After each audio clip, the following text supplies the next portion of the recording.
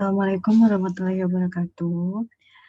Di video kali ini aku bakal ngejelasin ke kalian bagaimana caranya kita menguji statistik parametrik yaitu uji ANOVA. Nah, ANOVA ini adalah analysis of variance, merupakan pengujian dengan menganalisis variasi. Apabila pada uji T, jumlah sampel yang digunakan adalah 1 atau maksimum 2 sampel, maka pada uji ANOVA ini, sampel atau variabel yang digunakan lebih dari 2. Nah, uji ANOVA ini ada 2 macam. Yang pertama ada one way ANOVA atau satu arah, yang kedua ada two way ANOVA. Nah, yang one way ANOVA ini adalah jenis uji statistika yang digunakan untuk menguji apakah ada perbedaan rata-rata lebih dari 2 variabel yang bersifat bebas satu sama lain. Nah, sekarang kita mau coba uji yang one way ANOVA. Jadi yang two way ANOVA-nya kita belum coba. Nah, ini udah ada contoh kasusnya. Kasus yang pertama, mahasiswa Fakultas Kedokteran Yarsi angkatan 2018 ingin melakukan pengujian efek dari 3 macam merek obat penurunan tekanan darah terhadap 3 kelompok pasien. Sebuah penelitian dilakukan dengan mengambil sampel pasien yang dikelompokkan menjadi 3 sesuai dengan merek obat yang diminum, yaitu yang pertama, kelompok pasien 1, pasien peminum obat X. Yang kedua, kelompok pasien 2, pasien peminum obat Y. Dan yang ketiga, kelompok pasien 3, pasien peminum obat Z. Nah, jadi kita langsung masuk ke sistem SPSS-nya aja. Di sini kita import data dulu. Kayak biasa ya, open, terus kita open data.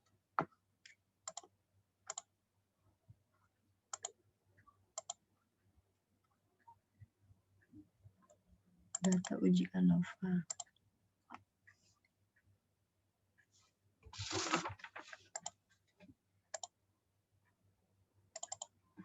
Nah, nanti kan keluarnya seperti ini. Ini jangan lupa yang desimalnya dihilangin dulu. Kayak biasa ke variable view, terus desimalnya kita kurangin jadi 0. Nah, jadi kan di sini udah hilang. Nah, yang pertama kita ngubah dulu kata-kata ini kan ini masih berupa kata ya, masih obat X, obat Y, dan obat Z. Nah, kita ubah dulu jadi bentuk angka. Caranya itu sama kayak sebelumnya. Kita ke transform, record into same variable. Karena kita mau ubah yang kelompok pasien, jadi kita pilih kelompok pasien, terus kita taruh di variabel. Nah, lalu langsung ke alt and new values. Nah, value yang awalnya itu kan obat X. Ini new value-nya obat X itu 1. Oke, terus obat Y, value-nya 2. Terus obat Z, value-nya 3. Nah, ini langsung oke.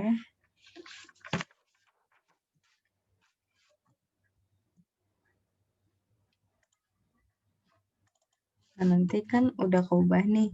Tadi yang X jadi 1, yang Y jadi 2, dan yang obat Z jadi 3. Nah, kita juga jangan lupa ubah ke variable view-nya. Di sininya kan tadinya masih string ya. Jangan lupa kita ubah jadi numerik. Karena kan dia udah berupa angka. Sini langsung oke. Nah, jangan lupa ubah di values-nya juga, karena biar sistem SPSS-nya itu kebaca.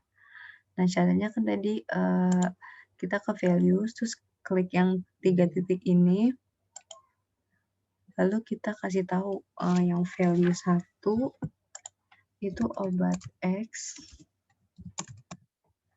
terus kita add, yang value 2 itu obat Y, yang value 3 itu obat Z. Nah, ini langsung oke. Nah, jadi kan si SPSS-nya ini dia udah kebaca kan, si 1 itu untuk apa, 2 itu untuk apa, dan 3 itu untuk apa. Nah, lalu kita langsung ke sini aja, kita langsung menguji ANOVA. Caranya itu kita ke analyze, terus pilih compare means, terus pilih yang one way ANOVA. Nah, kan tampilannya seperti ini. Lalu kita pilih yang tekanan darah, kita pindahin ke dependent list, dan yang kelompok pasien kita pindahin ke faktor. Nah, lalu kita ke option, terus pilih yang deskriptif dan homogeneity of variance test.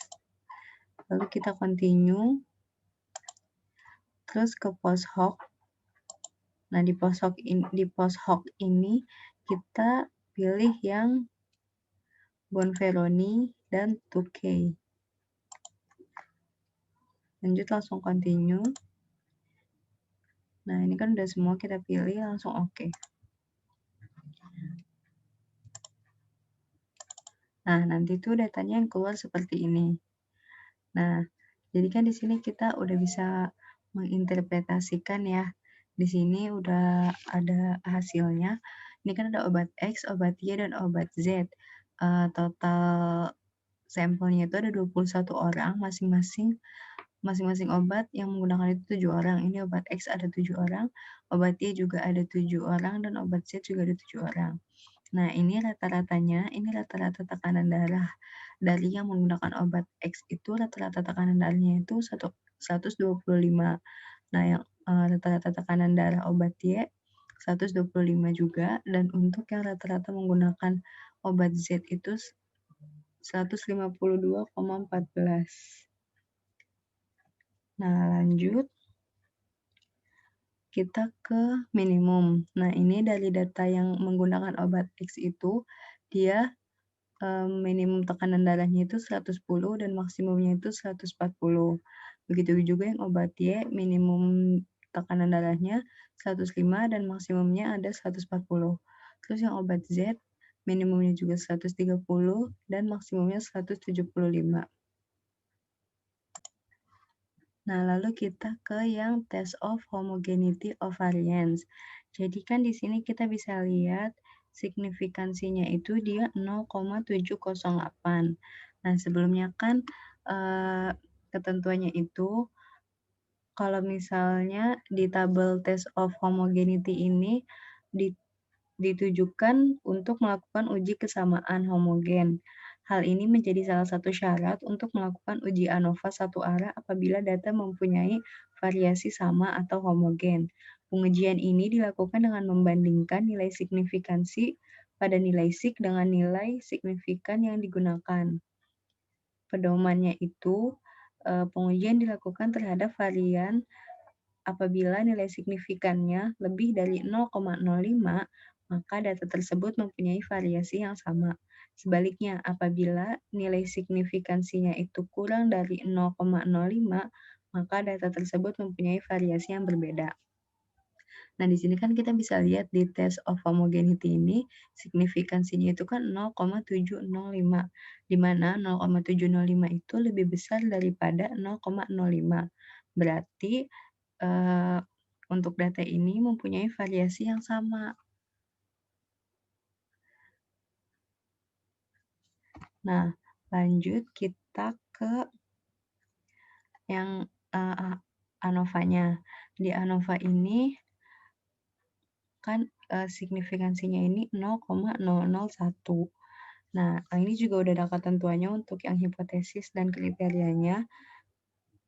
Apabila signifikansinya kurang dari 0,05, maka H0 diterima dan HA ditolak. Apabila signifikansinya kurang dari 0,05, maka H0 ditolak dan HA diterima. Ini kan signifikansinya 0,001.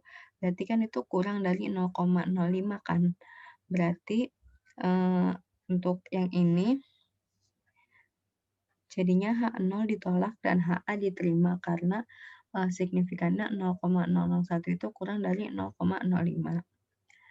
Nah, lanjut.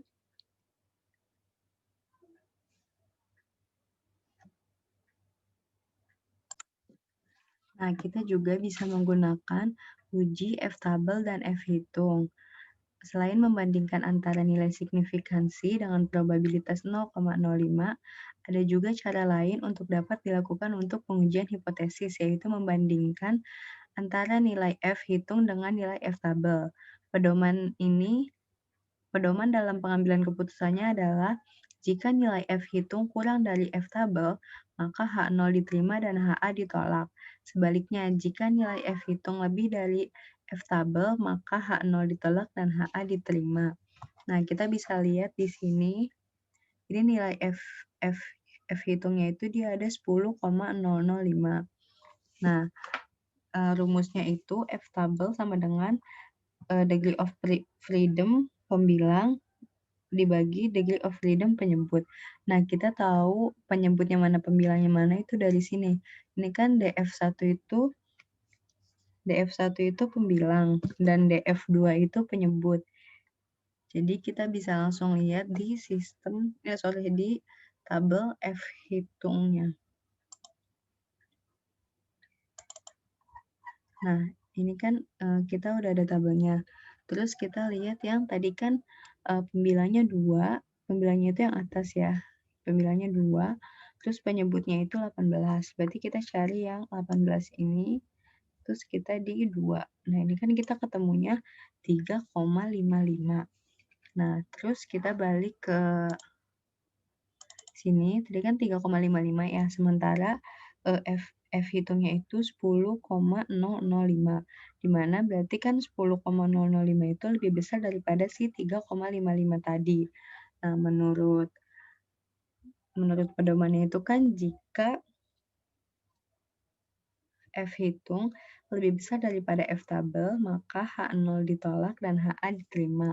Jadi untuk ini H0-nya itu ditolak dan HA-nya diterima. Jadi ketiga variansnya itu tidak sama.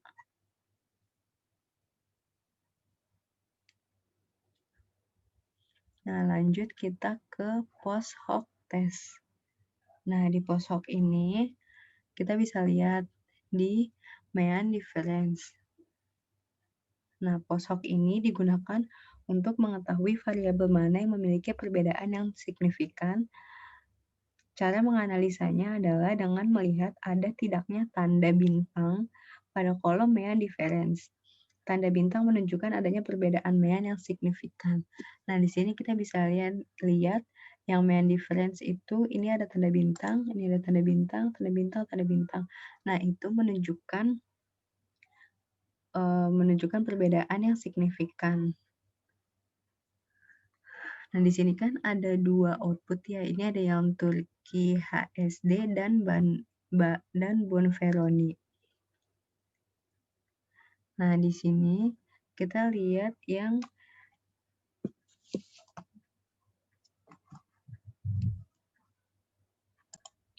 Nah, ini kan kita bisa lihat ada notes-nya, the mean difference is significant at the 0,05 level. Jadi di sini tuh ada di 0,05 apa namanya kayak pedomannya gitu. Nah, kita bisa lihat di mean difference ini kan untuk yang obat Y ini 0,00. Nah, perbedaan tekanan darah pasien Y dan pasien Z adalah 0,000 dan secara sistematis tidak signifikan karena 0,00 itu karena 1000 itu lebih dari 0,05. Kita lihat di signifikannya ini ya. Ini kan signifikannya dia 1000. Nah, 1000 itu kan lebih dari 0,05. Jadi dia secara statistik itu tidak signifikan. Nah, terus ini untuk yang pasien pasien X dan pasien Y. Nah, untuk yang pasien X dengan pasien Z, perbedaan tekanan darah pasien X dengan pasien Z adalah 27,143 dan secara statistik signifikan.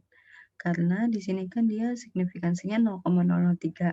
Nah, 0,003 itu kan kurang dari 0,05. Begitupun yang dengan pasien Y, pasien Z. Nah, di sini kan pasien Y dengan pasien Z itu kan 27,143. dan secara statistik signifikan. Karena dia di sini 0,003 itu kurang dari 0,05. Nah, lanjut kita ke homogeneous subsets. Nah, di sini kan kita subsets for alpha-nya itu 0,05. Nah, di sini kita bisa lihat N ini kan jumlah pasiennya ya. Terus ini 125 dan ininya juga 125. Nah, ini tuh menunjukkan perbedaan yang signifikan. Tidak signifikan, jadi kan ini masih sama kan, 125, 125. Nah, untuk yang obat Z itu, dia adanya di kolom 2. Nah, di kolom 2 itu ini 152,14. Nah, itu berarti ada perbedaan yang cukup signifikan untuk yang menggunakan obat Z.